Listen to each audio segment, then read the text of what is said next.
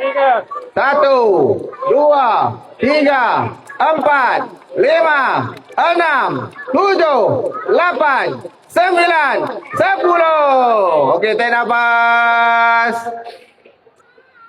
Bus.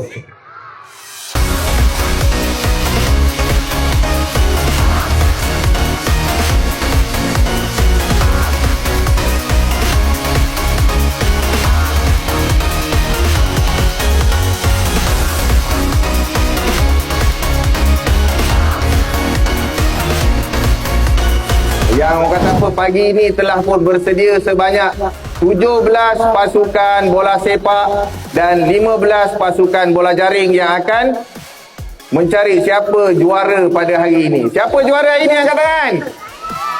Siapa nak jadi juara, angkat tangan. Okey, semua nak jadi juara, semua nak jadi johan. InsyaAllah hari ini kita akan tentukan siapa yang akan menjadi juara. Saya mewakili Dewan Pemuda PAS kawasan Tangga Batu mengucapkan terima kasih kepada ibu bapa yang telah pun memberikan sokongan kepada usaha untuk menyediakan anak-anak dalam kejohanan pada hari ini. InsyaAllah mudah-mudahan kita mengharapkan program pada hari ini dapat berjalan seperti mana yang telah pun dirancangkan oleh pihak penganjur. Kalau kita menang, kita jadi orang yang syukur. Kalau kita kalah, jadi orang yang sabar, insyaAllah. Okey. Tahun lepas Tangga Batu dapat nombor berapa?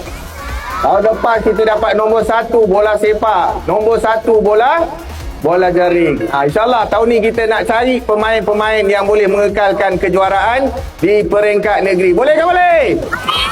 Boleh ke boleh? Terima kasih semua sekali lagi. Mudah-mudahan semua sekali berjaya. Dengan lafaz Bismillahirrahmanirrahim, saya merasmikan kejohanan bola sepak, bola jaring pasti kawasan Tangga Batu. Kita takbir sama-sama, boleh? Takbir! Takbir!